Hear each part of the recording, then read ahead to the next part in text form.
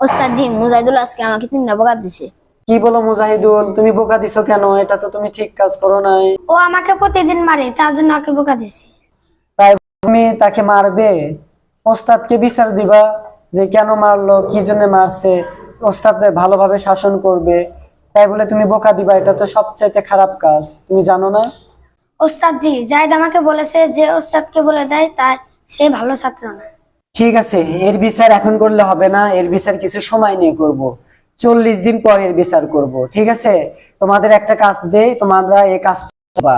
তোমরা 40 দিন দুইজন একসাথে নামাজ পড়বা, ঠিক আছে? ঠিক আছে ওস্তাদ জি।